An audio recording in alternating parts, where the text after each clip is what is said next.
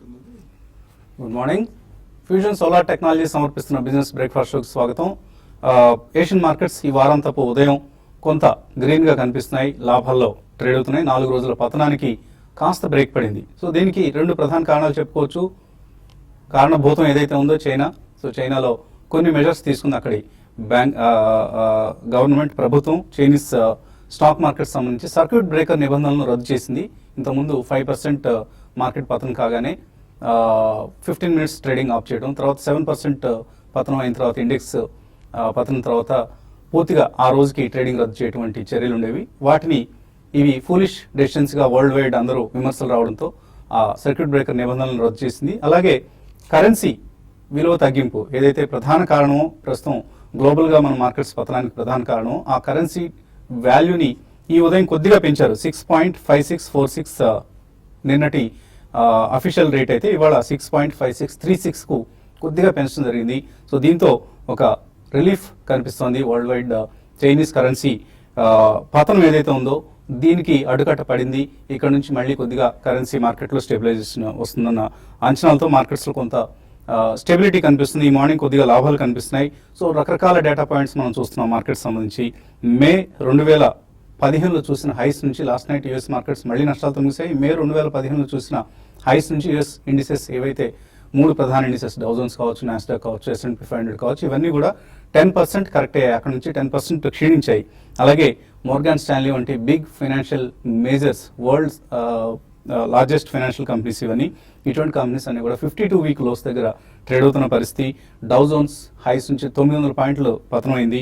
అలాగే కాపర్ ధర 2009 తర్వాత ఫస్ట్ టైం $2 దిగువకి, ఔన్స్ కాపర్ ధర $2 దిగువకి వచ్చింది.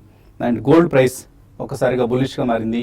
సో గోల్డ్ ప్రస్తుతం $1,100 పైన స్టేబుల్గా ట్రేడ్ అయ్యే ప్రయత్నం చేస్తుంది.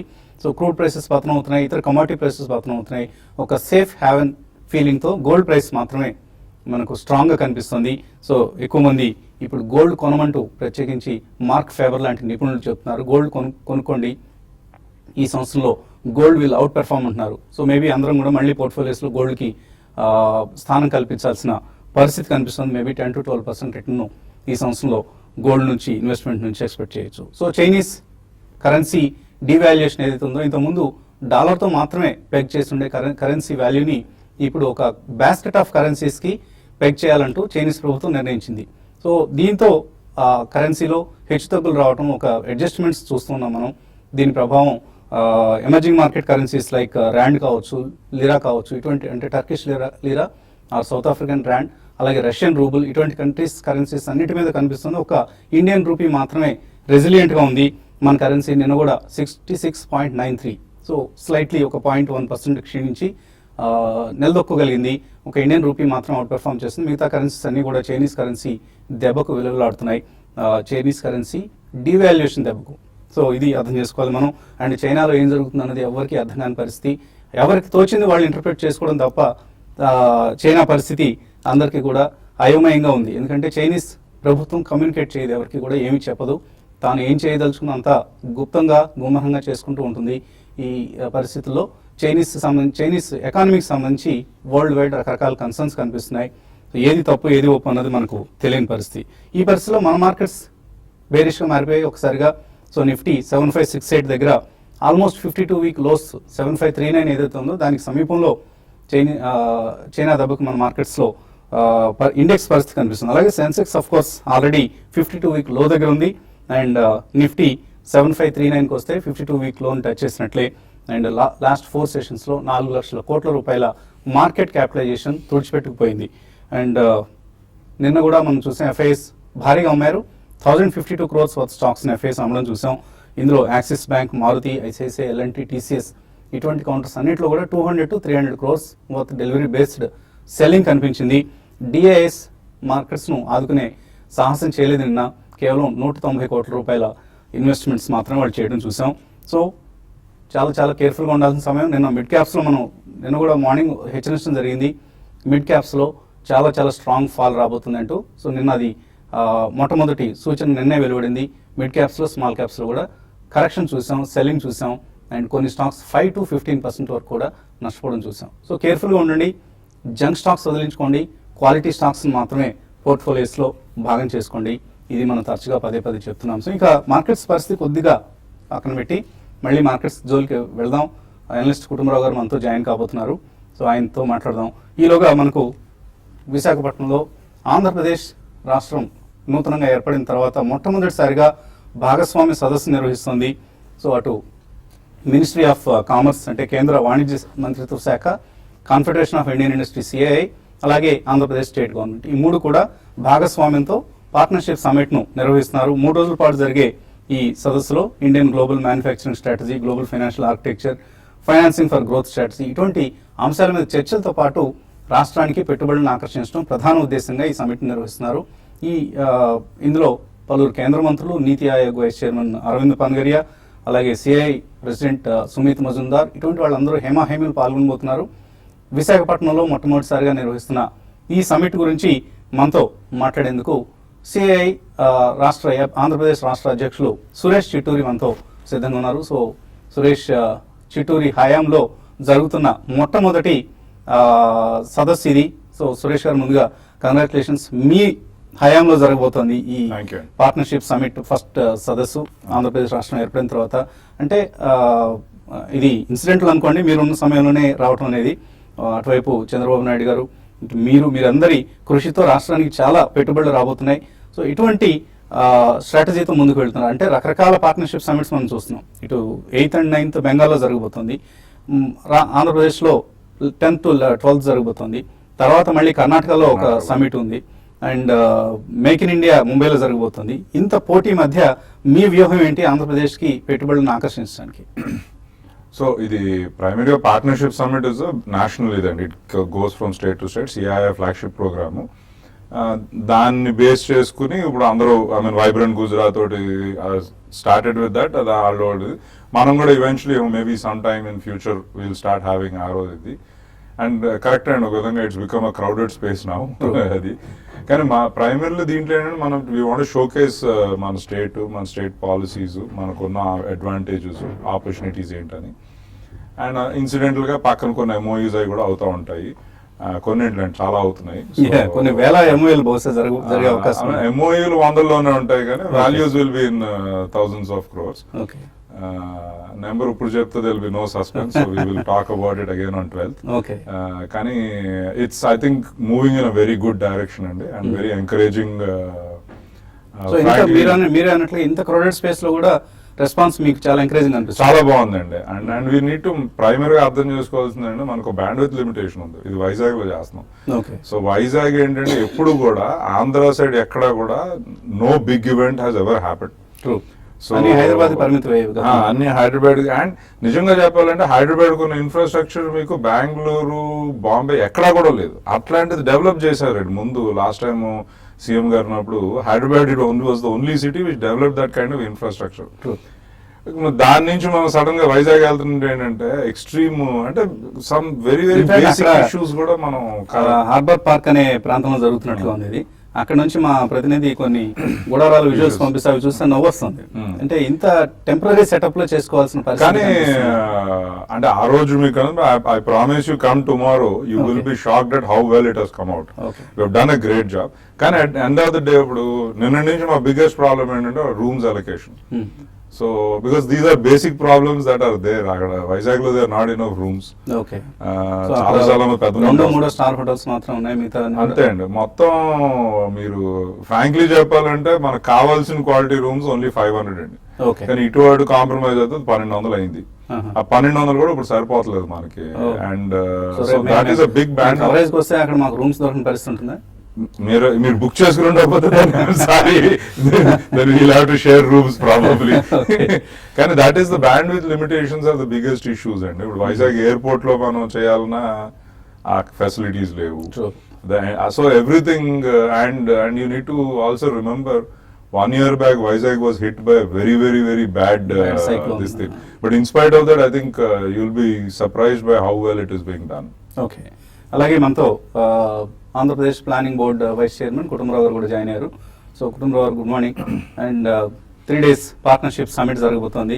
మనం కొద్దిగా మార్కెట్స్ గురించి కూడా తర్వాత మాట్లాడుకుందాం. ఈలోగా పార్ట్నర్షిప్ సమిట్ ఎలాగో స్టార్ట్ చేసాం మనం. సురేష్ గారి హయాంలో మొట్టమొదటి సిఐ పార్ట్నర్షిప్ సమిట్ జరగబోతోంది. ఇది అఫ్ కోర్స్ సిఐకి ఇది 22వ సమిట్, బట్ ఆంధ్రప్రదేశ్ రాష్ట్రం ఏర్పడిన తర్వాత మొట్టమొదటి సమిట్ జరుగుతుంది. సో ఈ సమిట్కి సంబంధించి ఆంధ్రప్రదేశ్ రాష్ట్ర ప్రభుత్వం ఎటువంటి అంచనాలు ఆశలు పెట్టుకుంది, ఎటువంటి ఇన్వెస్ట్మెంట్స్ని ఆకర్షించాలనుకుంటుంది, అండ్ ఎటువంటి అడ్వాంటేజెస్ని ఎక్స్టర్నల్ వరల్డ్కి ప్రజెంట్ చేయబోతోంది. ఒకటండి, first the meaning of the partnership summit అంటేనే అర్థం చేసుకోవాలన్నమాట. ఎందుకంటే సిఐఏ 1995 నుంచి ఎప్పటి నుంచి అయితే మొదలు పెట్టారో, it is interaction with global delegates ఉనండి, మిగతా కంట్రీస్లో ఉన్న పాలసీస్ కానీ ఏదైనా ఓవరాల్గా దానిపైన డిస్కషన్స్. ఇట్ ఈస్ ఓవరాల్ ఏదైతే క్యాచ్ లైన్ పెట్టామో డిస్కస్ డెలిబరేట్ ఇట్లా అన్నట్టు అనమాట. ఒక నాలెడ్జ్ హబ్ కింద అనమాట క్రియేట్ చేయడానికి, ఆంధ్రప్రదేశ్ని షోకేస్ చేయడానికి. ఎందుకంటే ఇన్నోవేటివ్ సెంటర్గా ఉండి, ఎందుకంటే ఇంతవరకు మనం చూసాం రాజధాని లేని రాష్ట్రం, ఇప్పటికీ ఒక రాజధాని లేని రాష్ట్రం అనమాట ఇలాంటి మేజర్ ఈవెంట్ని టేకప్ చేసి ముందుకెళ్తుందంటేనే ఎంత ఆలోచనతోటి కానీ ఎంత పట్టుదలతో ఉందనేది కూడా ఆలోచించాలన్నమాట. ఎందుకంటే క్లియర్లీ స్టేట్కి ఒక అడ్వాంటేజ్ ఉంది, మేజర్ అడ్వాంటేజ్. అది ముఖ్యమంత్రి గారు చంద్రబాబు నాయుడు గారికి ఉన్న బ్రాండ్ ఇమేజ్ అనమాట. That it self has attracted immense interest in this partnership summit without any doubt అనమాట అది. కాబట్టి ఇప్పుడు ఏదైతే రాష్ట్రాన్ని పురోగతికి ముందుకు తీసుకెళ్దాం అనుకుంటున్నామో బై 2022, ఎందుకంటే predominantly as of no agricultural state, ఎంత కాదన్నా కూడా ఆంధ్రప్రదేశ్ ఇండస్ట్రియల్ ఇన్వెస్ట్మెంట్కి టాప్ 3 డెస్టినేషన్స్ కింద తీసుకెళ్ళాలి 2022కి. బై 2029కి లాజిస్టిక్స్కి మొత్తం ఈస్టర్న్ ఏషియాకే హబ్ కింద క్రియేట్ చేయాలని చెప్పేసి. ఎందుకంటే సెకండ్ లార్జెస్ట్ కోస్ట్ లైన్ మనకే ఉంది, longest coast line. In fact 13% of country coast line మనకే ఉంది, దాదాపు 974 కిలోమీటర్స్. ఉమ్మడి రాష్ట్రంగా ఉన్నప్పుడు లిటరలీ మనం ఆలోచిస్తే మొత్తం కోస్ట్ లైన్ ఇగ్నోర్ చేసాం. ఆ ఇగ్నోర్ చేయటం మూలన అనుకున్నంత ర్యాపిడ్ డెవలప్మెంట్ అటు సైడ్ కూడా కాలేదు. అది విభజన తర్వాత ఇవాళ దాని ఎఫెక్ట్స్ మనకు తెలుస్తున్నాయి. ఎంత వెనకబడ్డామే, ఎంత వెనకబడి ఉంది మొత్తం కోస్తా తీరం అనేది అనమాట. కాబట్టి ఇవాళ ఒక Coast led development, Vizag Chennai corridor ఏదైతే కనుక ఆల్రెడీ రోలింగ్లో ఉందో అనమాట ఏడీబీ సపోర్ట్ తోటి, ప్లస్ చెన్నై బెంగళూరు కారిడార్ ఏదైతే కనుక వయా కృష్ణపట్నం అవుతుందో, ఇవన్నీ కూడా అడ్వాంటేజెస్ని లెవరేజ్ చేసుకుని ఆంధ్రప్రదేశ్ని షోకేస్ చేయాలి. అటు ఒక పక్కన ఫారిన్ నేషన్స్కి షోకేస్ చేయడమే కాకుండా లార్జ్ ఇన్వెస్టర్స్కి, లార్జ్ కార్పొరేట్స్కి షోకేస్ చేస్తే ఇంతకీ చాలా మందికి అనమాట అన్నోన్ ఫ్యాక్టర్గా ఉంది. రాష్ట్రానికి ఉన్న న్యాచురల్ రిసోర్సెస్ కానీ, ఇటు అడ్వాంటేజెస్ కానీ ఇంకా చాలామంది రియలైజ్ చేయలేకపోతున్నారు. కాబట్టి ఇలాంటి ఈవెంట్ డెఫినెట్లీ అనమాట రాష్ట్రాన్ని తెర మీదకి తీసుకొస్తుంది. అండ్ డెఫినెట్లీ దీని ఆంధ్రప్రదేశ్ అంటే ఏదో ఒక అగ్రికల్చర్ బేస్డ్ రాష్ట్రం అని చెప్పేసి, కంబైన్ స్టేట్ ఎంతసేపు హైదరాబాద్ సెంట్రిక్ డెవలప్మెంట్ ఉండి తెలియదు అనమాట ఎవరికి. ఆ హైదరాబాద్ సెంట్రిక్ డెవలప్మెంట్ తోటి అటు సైడ్ అసలు రాష్ట్రం ఇంత పెద్దగా ఉంది, ఇంత న్యాచురల్ రిసోర్సెస్ ఉన్నాయి, ఇంత పెద్ద కోస్ట్ లైన్ ఉంది, ఇంత అడ్వాంటేజెస్ ఉన్నాయి అనేది ఎవరు రియలైజ్ చేయలేదు. ఇవాళ టుడే ఇవన్నీ చూసిన తర్వాత ఇంతకంటే అట్రాక్టివ్ డెస్టినేషన్ లేదని చాలా మంది అంటున్నారు అనమాట. The best destination possible in Asia it self ఇవాళ ఆంధ్రప్రదేశ్ అవ్వచ్చు అని చెప్పేసి కూడా చాలా మంది గ్లోబల్ ఇన్వెస్టర్సే అంటున్నారు. మీరు చూస్తారు కూడా నెక్స్ట్ 3 డేస్లో అనమాట సమ్మిట్ అన్ఫోల్డ్ అవుతున్నప్పుడు అనమాట. ఎందుకంటే చాలా వరకు టాపిక్స్ కూడా మీరు డిస్కషన్ చూస్తే కనుక it is not specific to one particular sector sessions అనమాట. Different sessions, different topics. ఎందుకంటే ఈ గ్లోబలైజేషన్ వ్యూలో పెట్టుకుని అనమాట మొత్తం సమ్మిట్ని ప్లాన్ చేయడం కూడా జరిగింది. Definitely it will be big success అండి. మీరు చూసి ఒక రాజధాని లేని రాష్ట్రం ఇంత బాగా చేయగలిగింది అని అంటే అబ్బుర పడిపోయేటట్టు ఉంటారు. ఎందుకంటే ఇందాక మీరే అన్నారు అక్కడ జర్మన్ హ్యాంగర్స్ని చూసి ఏదో మాకు నవ్వాలా ఏంటి అని చెప్పేసి కూడా అనిపించింది. But definitely after you come and see the place అనమాట, అరే హైటెక్ సిటీ ఏముంది, ఏమాత్రం దానికి తీసిపోదు ఇది, these hangars and these convention also are far better than even ఒక హైటెక్స్ అన్నట్టు కూడా ఫీలింగ్ వస్తుంది అనమాట. ఎందుకంటే అంత ఎక్సలెంట్ అరేంజ్మెంట్స్ అయినాయి. డెఫినెట్లీ లాజిస్టిక్స్ ప్రాబ్లమ్స్ అన్నీ కూడా ఓవర్కమ్ చేసి ఇటు అరేంజ్మెంట్స్ చేయడం జరిగింది. And definitely it will be big success. Okay, ఇక సరిగ్గా 2 రోజుల 2 గంటలు సిఐఐ సమిట్ పార్ట్నర్షిప్ సమిట్ వెబ్సైట్లో మనకు కనిపిస్తున్న క్లాక్ ఇది. 2 రోజుల 2 గంటల సమయం మాత్రమే ఉంది ఈ సమిట్ ప్రారంభం కావడానికి. అండ్ సదస్సుకు సంబంధించి అలాగే మార్కెట్ సంబంధించిన మరిన్ని అంశాలు మాట్లాడే ముందు కాసేపు విరామం.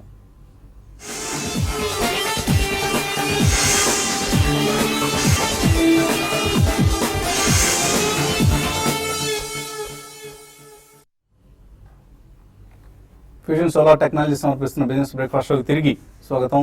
స్టూడియోలో ప్రస్తుతం ఉన్నారు మనతో ఆంధ్రప్రదేశ్ చాప్టర్ సిఐ అధ్యక్షులు సురేష్ చిట్టూరి, అలాగే Andhra Pradesh planning board vice chairman C Kutumbarao garu. So Suresh గారు, మనం పార్ట్నర్షిప్ సమిట్ గురించి మాట్లాడుకుంటున్నాం. 2003లో నరేంద్ర మోదీ మొదలుపెట్టిన వైబ్రాంట్ గుజరాత్ ఇప్పుడు చాలా స్ట్రాంగ్ ఒక మహారూపం దాల్చింది. 2015 నాటికి మనం లాస్ట్ జనవరిలో చూస్తే 25 లక్షల కోట్ల రూపాయల ఇన్వెస్ట్మెంట్స్ ప్రపోజల్స్ వచ్చాయి. సో ఓవైపు అటువంటి బిగ్ స్టేట్స్ ఉన్నాయి గుజరాత్ లాంటివి, ఇన్వెస్ట్మెంట్ డెస్టినేషన్స్గా బిగ్ స్టేట్స్, అండ్ రకరకాల కాంపిటీషన్. పక్కనే ఉన్న బెంగాల్లో 8th and 9th సమిట్ జరగబోతుంది, ఇందాక మనం అనుకున్నాం. సో వైజాగ్ సమిట్కి అంత హై రెస్పాన్స్ రాకపోయినా కూడా అట్లీస్ట్ ఇందాక మీరు ఫిగర్ చెప్పడానికి ఆ రోజు సస్పెన్స్ అన్నారు, 12th రోజు మాట్లాడదాం అన్నారు. సో ఎటువంటి ప్రపోజల్స్ అంటే సెక్టర్స్ వైజ్ ఏ సెక్టర్స్ వాళ్ళు ఎక్కువగా ఇన్వెస్ట్మెంట్స్ ఇక్కడ తీసుకురావడానికి సిద్ధంగా కనిపిస్తున్నారు? మీరు ఒకటండి, బిఫోర్ వైజాగ్ లో మనం having to restrict the number of participation అండి, ఎందుకంటే మనకి బ్యాండ్ విత్ లేదని చెప్పారు కదా, అందుకని. So please realise that also. మనం సో కొన్ని ప్రపోజల్స్ మీరు ప్రపోజల్స్ వరకు ఏం కాదు, బట్ పార్టిసిపేషన్ వైజ్ ఇంకొకటి ప్రపోజల్స్ ఏంటంటే నేను ఫార్మా ఇస్ వెరీ బిగ్ అండి, and energy of course is very big, lot of manufacturing is coming, electronics ఇవన్నీ కూడా. So all those things, food processing లో ఆల్మోస్ట్ 50 MOUs సైన్ అవుతున్నాయండి. సో అట్లాగా it's a wide sector and wide range of. And ఎక్కువ focus manufacturing మీద ఉంటుందా services కంటే కూడా? ఎక్కువ మ్యానుఫ్యాక్చరింగ్ మీద, సర్వీసెస్ కూడా ఉంది, బట్ ఎక్కువ మ్యానుఫ్యాక్చరింగ్ మీద కూడా ఉంది. ఎందుకంటే మన నీడ్ ఆఫ్ ద ఆర్ కూడా అదండి, ఎందుకంటే we need to have more manufacturing ఇది. అండ్ ఐటీ వరకు వస్తుంటే ఏమవుతుంది, unfortunately it takes up too much of mind space and ఇది. While IT is important for us and we will continue, yes. and we can't be IT వచ్చేదాడు correct అయితేనే ఇప్పుడు అదేమవుతుంది, దానివల్ల already చూసారు అనుకోండి, ఇందాక సార్ చెప్తున్నట్టు మన ప్రాబ్లం ఏదైపోయింది, ఐటీ ఏదో హైదరాబాద్ అన్నారు, మిగతా అంతా వదిలేశారు. ఓకే, సో ఇప్పుడు మనం ఏంటంటే refocus on these other areas, because ఇప్పుడు జాబ్స్ ఇప్పుడు 10th క్లాస్ పాస్ అయినాడు, 11th మనకి ఎక్కువ మంది వాళ్ళు ఉంటారు, and they are more people coming. And not everybody can get into Googles and Facebooks and all that. Okay. So that is also an important thing. It's a good, very very good mix of. So it's a mix of IT and manufacturing. IT will be there a little. It's one of the elements, and Okay. that's what we want. I think long term also that is what we want to talk about it. Okay. IT is definitely a big focus, but that doesn't mean it's the only focus. Mm-hmm. And we want to make sure like food processing is very very important for Andhra Pradesh state. Mm-hmm. Agriculture ఇది మనం 42 commodities లో మనం 1, 2 or 3 in the country అండి. So మనం ఇప్పుడు అది advantage తీసుకుని చూసుకోపోతే we are losing out. పెద్ద కోస్ట్ లైన్ ఉంది కాబట్టి పోర్ట్ ప్రాజెక్ట్స్ లాంటివి, అలాగే పోర్ట్ బేస్డ్ ఇండస్ట్రీస్. అండ్ మీరు ఎందుకు సార్ ఇప్పుడు డైరీ, ఆక్వా, పోల్ట్రీ కలిపి 60,000 కోట్లు అండి మన స్టేట్ కి. దాన్ని మనం చేసుకున్నాం అనుకోండి, that it self can easily bit. I think ఒక 7-8 years లో మీరు దాన్ని 3 lakh crores 2 lakh crores చేయాలంటే ఇట్స్ పాసిబుల్. కానీ ఇప్పుడు వరకు ఐటీకి ఏం చేశారు, ఏమీ చేయలేదు. సేమ్ మీరు ఐటీకి ఇస్తున్న ఇన్సెంటివ్స్ మీరు ఒక విధంగా మాట్లాడారు అనుకోండి, ఇన్ఫోసిస్ కి and don't get me wrong, fair enough, అది ఇవ్వకూడదని నేను అంటలేదు, కానీ అలాంటి లెవెల్లో మీరు ఇక్కడ కూడా ఇచ్చుంటే ఇదంతా ముందుకు వెళ్ళగలుగుతుంది అన్నదంటే. And this is all one local. మీరు పోల్ట్రీ ఎక్కువ అంటే మళ్ళీ వాళ్ళు కార్న్ కొంటున్నారు, అది కొంటున్నారు, again which is helping farmers. ఇప్పుడు ఎవరు కార్న్ ప్రొడ్యూస్ చేసి స్ట్రగుల్ అయ్యే బదులు this huge demand for this. ఇప్పుడు కార్న్ మనం 2 million tons ప్రొడ్యూస్ చేస్తాం, 10 million tons కి వెళ్ళాం అనుకోండి, జస్ట్ ఇమాజిన్ అసలు అగ్రికల్చర్ ఎట్లా రెవల్యూషనైజ్ చేస్తాం మన స్టేట్ లో. So those are the things we want to focus more on now. And IT enabled services of course are very important, don't get me wrong. Job creation opportunities చాలా ఎక్కువ చూసాం మనం already. So that is also important for us, but I think we need to focus now on manufacturing also in a big way. Okay, so కుటుంబంలో మనం గుజరాత్ లాంటి రాష్ట్రాల్లో చూస్తుంటాం పెద్ద గ్రూపులు, అదానీ గ్రూప్ అండ ఉంది అక్కడ, ముఖేష్ అంబానీకి సంబంధించిన రిలయన్స్ గ్రూప్ అండ ఉంది, అలాగే అనిల్ గ్రూప్ కూడా అక్కడ ఇన్వెస్ట్ చేస్తూ ఉంటుంది. అండ్ ఇంత బిగ్ గ్రూప్ సపోర్ట్ ఆంధ్రప్రదేశ్కి లభించే అవకాశం ఎంతవరకు కనిపిస్తుంది? మెయిన్ అక్కడ మీరు అర్థం చేసుకోవాల్సింది కూడా ఒకటే, they are basically Gujaratis. Adani అవనండి, అంబానీ అవనండి, అందరు కూడా గుజరాతీస్ అవటంతో అనమాట అక్కడ సెంట్రిక్ అనమాట, గుజరాతీకి ఫేవరెటిజం కానీ అవి కూడా ఉంటుంది, కాదని అన్నారు. But over year pan India reasons ఉన్నాయి ఆ కంపెనీస్ అన్నిటికీ. లార్జ్ కంపెనీస్ కింద ఎమర్జ్ అయ్యారు, జీడిపిని ఇన్ఫ్లుయెన్స్ చేసే అంత స్థాయికి చేరిన కంపెనీ రిలయన్స్ కూడా ఇవాళ. కాబట్టి వాళ్ళ అండ ఉంటుందా లేదా అనేది పక్కన పెడితే ఇవాళ ఎక్కడ ఆపర్చునిటీస్ ఉన్నాయో అక్కడికి అన్ని గ్రూప్స్ వస్తాయి. Let it be Ambani, Tata, సదానీ, ఎస్ఆర్ ఏదైనా సరే. ఎందుకంటే ఇవాళ అట్లాంటి అట్రాక్టివ్ డెస్టినేషన్ అంటే ఆంధ్రప్రదేశ్ ఒక యాంకర్ ఇన్వెస్టర్ మనం హైదరాబాద్ ని డెవలప్ చేసినప్పుడు కూడా చంద్రబాబు నాయుడు గారు మైక్రోసాఫ్ట్ ని ఇక్కడ తీసుకురావడం వలన మిగతా కంపెనీస్ ఈజీగా వచ్చాయి ఇక్కడికి. అలాగే ఒక యాంకర్ ఇన్వెస్టర్ ని, ఒక పెద్ద ఇన్వెస్టర్ ని అట్రాక్ట్ చేయగలిగితేనే ఏపీ కూడా నెక్స్ట్ అటువంటి ట్రాక్షన్ వస్తుంది. ఇప్పుడు పెద్ద ఇన్వెస్టర్ అంటే ఇవాళ మీరు అబ్జర్వ్ చేస్తే కనుక ఆంధ్రప్రదేశ్ మీకు ఇందాక చెప్పినట్టే ప్రిడామినెంట్లీ అగ్రికల్చరల్ స్టేట్. ఇప్పుడు ట్రాన్స్ఫర్మేషన్ చేస్తున్నాం. అండ్ సురేష్ గారు అన్నట్టు ఓవర్ నైట్ సర్వీసెస్కి కూడా వెళ్ళలేం. ఎందుకంటే ఇండియన్ ఎకానమీ చూస్తే కూడా మ్యానుఫ్యాక్చరింగ్ సెక్టర్ని స్కిప్ చేసి సర్వీసెస్కి జంప్ అయినప్పుడే జాబ్లెస్ గ్రోత్ అంటే ఇప్పుడు ఎంత ప్రాబ్లం వచ్చిందో అన్నమాట. కాబట్టి వాళ్ళు ఒక పక్కన జాబ్ క్రియేషన్ కూడా అవ్వాలి, మ్యానుఫ్యాక్చరింగ్ సెటప్ అవ్వాలంటే కనుక మనకున్న ప్రాస్పెక్ట్స్ ఏమున్నాయి, మనకున్న స్ట్రెంగ్స్ ఏమున్నాయి. లైక్ ఫుడ్ ప్రాసెసింగ్ ఉంది, ఆల్రెడీ పెప్సీ వచ్చింది, కానీ పెప్సీ షోకేస్ చేసామంత అనుకున్నంత. చిత్తూరులో పెప్సీ అంత లార్జ్ యూనిట్ అనమాట, సిసిపి దగ్గర వచ్చింది. It is in fact the one of the largest in the country, largest one. But showcase చేయగలిగాము. అట్లా 2-3 కంపెనీస్ వస్తాయి. లార్జ్ కంపెనీస్ వచ్చిన తర్వాత ఏదో ఓవర్ నైట్ ఇవాళ వచ్చేసి ముఖేష్ అంబానీ ఒక ఫౌండేషన్ స్టోన్ వేసి ఒక ఎంఓయూ సైన్ చేస్తే ఇక తనే ఒక యాంకర్ ఇన్వెస్టర్ కింద ఉంటాడు రాష్ట్రానికని కూడా అనుకునే రోజులు పోయినాయి. ఎందుకంటే స్టేట్ ఎకానమీస్ కూడా బాగా గ్రో అయినాయి. మీకు చిన్న స్టేట్స్ది జిఎస్డిపి చూస్తే కూడా 4 lakh crores to 5 lakh crores GSDP contribution ఉంది. అండ్ ఇవాళ 8th largest state Andhra Pradesh. 8th largest state ఉండి, 2nd లాంగెస్ట్ కోస్ట్ లైన్ ఉండి, మనకున్న అడ్వాంటేజెస్ లెవరేజ్ చేసుకుంటే we need not depend upon one investor it self. Several investors can be attracted. అయితే Coast line attract చేసేటప్పుడు మీరు అన్నట్టు అనమాట లాజిస్టిక్స్కి లార్జ్ పోర్ట్ ప్లేయర్స్ కూడా అట్రాక్ట్ అవుతున్నారు. ఆల్రెడీ చాలా వరకు ఎక్స్ప్రెషన్ ఆఫ్ ఇంట్రెస్ట్లు ఉన్నాయి. రైట్ ఫ్రమ్ సక్సెస్ఫుల్ అదానీస్ అవనివ్వండి, ఆర్ దుబాయ్ పోర్ట్స్ అవనివ్వండి, ఇట్లా అందరి దగ్గర నుంచి కూడా టైం విల్ షోన్ అనమాట. కొత్త పోర్ట్లు వస్తాయా లేకపోతే ఇప్పుడున్న ఎగ్జిస్టింగ్ పోర్ట్స్ ఏవైతే వాటిని కొత్త పోర్ట్స్ కూడా వస్తాయి. లైక్ భావన్పాడ్ వస్తుంది, దుగ్గరాజపట్నం వస్తుంది, అండ్ ఎగ్జిస్టింగ్ దాన్ని ఎక్స్పాండ్ చేయడం కూడా జరుగుతుంది. కాకినాడది కూడా కంటైనర్ పోర్ట్స్ దిశగా అనమాట, న్యూ పోర్ట్ అనమాట, అక్కడ కూడా స్టెప్స్ తీసుకోవడం అన్నీ అవుతాయి అనమాట. కాబట్టి we are not depending upon one single ఇదని. అయితే ఇప్పుడు ఇంకోటి సెకండ్ మీకు చెప్పేది, ఈ సమిట్లో ఫోకస్ కూడా మీరు చూస్తే కనుక అటు B2B అవనివ్వండి, B2G అవనివ్వండి, ఆ ఇంటరాక్షన్కి ఫోకస్కి ఎక్కువ అనమాట. థాట్ ఐడియాస్ని ఏ విధంగా సీడ్ చేయాలి, సీడ్ చేస్తే మనకి రేపు దీని అడ్వాంటేజ్ తీసుకుని మనం ఏ విధంగా బిజినెస్ కాబట్టి బిగినింగ్ కింద తీసుకోమంటాను. But definitely we are extremely hopeful అనమాట. ఎందుకంటే ఇప్పుడే చెప్తే బాగోదు, కానీ more than what we have expected is the interest and the amount MOUs which are going to be double of what I thought. What ఈ నెంబర్ ఉంటే బాగుంటుంది అనుకున్నాను. 4 లక్షల కోట్ల 5 లక్షల కోట్ల. ఎందుకంటే బయట పడలేను, కానీ నేను చెప్తున్నా కొన్ని. Even yesterday one investor calls from Dubai అనమాట. సేస్ ఇప్పుడు నాకు లాస్ట్ టైం లేదు, 48 hours ఉంది, బట్ అలౌ చేస్తారా దీనికి అది ఇది అంటే ఇమీడియట్ కాంటాక్ట్ చేస్తే చివరి నిమిషంలో ఎవరైనా వస్తామంటే మీరు మేము అంటుంది ఇప్పుడు నిన్న అడిగారు జనరల్ క్రౌడ్ రానిస్తున్నాం అంటే we can't, we don't have place. So we have to now be very careful. ఇలాంటి వాళ్ళకి ప్లేస్ పెట్టాలి, ఎందుకంటే this not more than 100 seats left now. So ఇలాంటి వాళ్ళకి ప్లేస్ పెట్టాలని చెప్పి కొంచెం. ఇంకోటి మీకు ఐ వాంటెడ్ టు 22 summits లో 4 of them happened in the old state of Andhra Pradesh. ఏమైందంటే దాని తర్వాత ఆ మొమెంటమ్ మనం మెయింటైన్ చేసుకోలేదు. సో అదే ఆ ప్రశ్న నేను అడగబోతున్నాను. In fact most of the proposals government గా ఉండిపోయి అవి అమలు కాలేదు. సో ఈసారి సమిట్ లో అయినా ఫ్రక్టిఫికేషన్ అంటే ఫలదీకరణ అంటే ఇంప్లిమెంట్ అయ్యే ఐడియాస్ కి ఎక్కువ ఇంపార్టెన్స్ ఇచ్చి మీకు అర్థమవుతుంది. ఇన్ఫాక్ట్ ఏది జెన్యూన్ ప్రపోజల్ ఏది కాదు. అక్కడ కేర్ఫుల్ గా చూస్తే మామూలుగా ఏ ప్రోగ్రెసివ్ పంజాబ్ అవనండి, రిసర్జెంట్ రాజస్థాన్ అవనండి, వైబ్రెంట్ గుజరాత్ అవనండి, ఎక్కడ సమిట్స్ పెట్టినా hype around signing of the amounts ఉంటుంది. హెడ్లైన్స్ కోసం క్యాచ్ వర్డ్ 3 lakh crores అనేది. యాక్చువల్గా గ్రౌండింగ్ ఎన్ని ఇయర్స్లో ఆ ప్రాజెక్ట్స్ అనమాట మీకు ఫలాలు ఇస్తాయి అనేది కూడా అబ్జర్వ్ చేయాల్సి వస్తుంది. కాబట్టి మోర్ ఎంఫసిస్ ఈస్ లెడ్ అనమాట. ఎందుకంటే కొత్త రాష్ట్రం, ఆపర్చునిటీస్ ఉన్నాయి. వీ డోంట్ వాంట్ ఓన్లీ ఏదో పేపర్ పైన సంతకాలు కావాలి ఇట్లా అని చెప్పేసి అనమాట. విచ్ కెన్ గ్రౌండ్ ఖచ్చితంగా అనమాట ముందుకు తీసుకెళ్ళగలుగుతాం అన్నటిపైన ఎక్కువ ఎంఫసిస్ పెట్టడం కూడా అదే ఉందండి. ఇంకోటి beyond certain time limit already MOU sign చేసి ఉన్నాయి కూడా we are not including in this.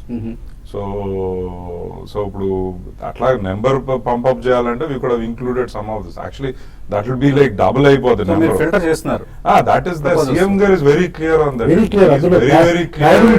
ఏది పడితే అది అలాగని చెప్పి రైట్ నౌ మీకు it will be little unfair మమ్మల్ని అన్ని, ఎందుకంటే it's work in progress all of them. Will all of them happen, who knows, okay. But we are confident high degree of the benefit of doubt ఇవ్వాల్సిందే కొంచెం entrepreneur. గొప్ప ఉండాలండి, అంటే because that is how work out అవుతుందా లేదా ఆడ financial situation ఎలాగుందో ఎవరో తెలుసు రేపు పొద్దున. అదంతా మీరు చేయడం కూడా కష్టం. సో అవన్నీ కానీ but I think already brochures కానీ ఇవన్నీ ఇట్లా పంపిస్తున్నప్పుడు కొన్ని క్వశ్చన్స్ అన్నమాట బయట నుంచి అడిగిన దాంట్లో నేను చెప్తాను. చాలా మంది రియలైజ్ చేయింది ఏంటంటే ఇంతవరకు Andhra Pradesh is the only state sector wise policy framework ఇచ్చాం. అదర్ దాన్ ఇండస్ట్రియల్ పాలసీ అని చెప్పేసి 21 డే క్లియరెన్స్ కానీ ఇట్లా కాకుండా బయోటెక్నాలజీ పాలసీ, ఆటోమొబైల్ కి పాలసీ, ఇట్లా ఎనర్జీ కాంప్రహెన్సివ్ ఇండస్ట్రియల్ పాలసీ ఏదైనా మీరు అనౌన్స్ చేయబోతున్నారు. Comprehensive industrial policy Already already ఉంది. కానీ we have a sector sector wise wise ఇచ్చి అండ్ ఈ రిటైలింగ్ సంబంధించి ఒక policy Retail we will launch. కంట్రీలోనే first time అనమాట రీటైల్ పాలసీ కూడా ఇప్పుడు సమిట్ లో అనౌన్స్ చేస్తున్నాం అనమాట. కాబట్టి ఇట్లా సెక్టార్ వైజ్ ఇంత ఫోకస్ అన్నమాట ఇండివిజువల్ సెక్టార్ కి ఇచ్చేసి ఒక గ్రోత్ అన్నమాట డైవర్సిఫైడ్ గ్రోత్ తీసుకురావడానికి స్టెప్స్ తీసుకుంటున్నాం. అంతేగాని మీరు అన్నట్టు ఇందాక జాబ్ క్రియేషన్ అంటే ఇవాళ ఐటీకి ఒక్కదానికి ఎంఫోసిస్ పెట్టి ట్యాక్స్ కన్సెషన్స్ అన్ని ఇచ్చి కేంద్ర ప్రభుత్వం కానీ లార్జ్ ఇండస్ట్రీ చేశారు, బాగానే ఉంది. బట్ ఐటీని లార్జ్ ఇండస్ట్రీ చేసే తరుణంలో చాలా మంది రియలైజ్ అవ్వండి ఏంటంటే మిగతా మ్యానుఫ్యాక్చరింగ్ సెక్టర్స్ కుదేలైపోయినాయి కంట్రీలో. ఓకే. ఇవాళ రియలైజ్ అయ్యి మేక్ ఇన్ ఇండియా చేద్దాము అని చెప్పేసి లో ఎండ్ చైనీస్ మ్యానుఫ్యాక్చరింగ్ తీసుకురావాలా లేకపోతే ఈ చేయాలా అని చెప్పి మళ్ళా గొల్లలు పడుతున్నారు. అట్లా కాకుండా ఇవాళ it should be a progressive అనమాట. వీఆర్ థింకింగ్ ఆఫ్ ముందుకు మనకున్న 10 సంవత్సరాలు 20 సంవత్సరాల గురించి ఆలోచించి చేస్తున్నాం కానీ ఏదో ఈ 1 సంవత్సరానికి 2 సంవత్సరాలకి హైప్ క్రియేట్ చేసుకుని నేనే కదా ఇంత చేశాను అని చెప్పేసి చూపించడానికి అయితే రాష్ట్రం అటెంప్ట్ చేయట్లేదు. Definitely we are looking at future. We are looking at definitely making the state the best by 2050 in the world itself అనమాట. ఆ దిశగా స్టెప్స్ తీసుకోవడానికి ఈ సమిట్ కూడా దోహదపడుతుందని చెప్పేసి అంటున్నాను. ఓకే. సో చివరిగా సురేష్ గారు, మీరు మీ హయాంలో జరుగుతుంది, సో అది maybe you are lucky to see this under your leadership that this summit is happening. So ఎటువంటి ఫ్యూచర్ మీరు ఎక్స్పెక్ట్ చేస్తున్నారు ఏపీ స్టేట్కి సంబంధించి? Personally, I think I'm very, very excited. And I'm at the same. I saw the vision in me colleague ఒకరు అడుగుతున్నారు, sir 2020 ఏమైంది sir అని అంటే చంద్రబాబు నాయుడు 2029 మీరు 2020 2015 లో కూర్చొని మాట్లాడకండి సార్, 1996 లో రాశారు. Go back to 1996 and tell me that we have not achieved vision 2020. Okay. And I knew ఆ రోజు నాకు ధైర్యం ఉండింది. I thought this will be there and we took our bets based on that and we gained them tremendously out of it. And that is what is there now also. Now ఎందుకంటే optics మీద వెళ్ళకూడదండి ఎప్పుడు, వెనకాల కింద ఏం జరుగుతుంది, struggles ఉన్నాయి because any big thing they will be struggles behind it. ఇప్పుడు అట్లా so we have lot of issues ఉన్నాయి, దట్ ఈస్ బికాస్ పెద్ద చేద్దాం అన్నది. మనకేముందిలే అంటే then we are doing well. So I'm very confident. Leader మనకు ఒక అప్రిసియేషన్ నేను చెప్తానండి, ఎందుకంటే బ్రాండింగ్ సన్ రైజ్ ఆంధ్రప్రదేశ్ అని చెప్పేసి చేస్తాను. ఒక ఇండస్ట్రియలిస్ట్ ఫోన్ చేస్తున్నారు, is it going to be sunset for other states అని చెప్పేసి. అంటే నేను ఆలోచించండి ఎంత ఇంట్రెస్ట్ ఉంది సన్ రైజ్ డెఫినెట్గా చాలా ఉందండి. అంటే you have to also realise the micro economic situations, India level problems కొన్ని ఉన్నాయి, అవి రిజాల్వ్ అవ్వకుండా చాలా మంది they are waiting. Not micro issues ఆంధ్రాలో దే ఆర్ రెడీ అండి, but they are waiting. GST కావాలి, బ్యాంక్రప్సీ కోడ్ రావాలి, అండ్ నెంబర్ ఆఫ్ పర్మిషన్స్, ఇవన్నీ మనం చేసుకుంటే, and I tell you Andhra will be one of the biggest beneficiaries of asymmetric benefit ఆంధ్రాకే వస్తుందండి. Okay Suresh గారు, okay Kutumbarao garu. So I wish the CI partnership summit all the best. TV 5 wishes bright future for Andhra Pradesh. ఇది ఇవాల్టి ప్రత్యేక చర్చ. కొద్దిసేపట్లో 9 గంటల వార్తా బులెటిన్ ప్రసారం అవుతుంది.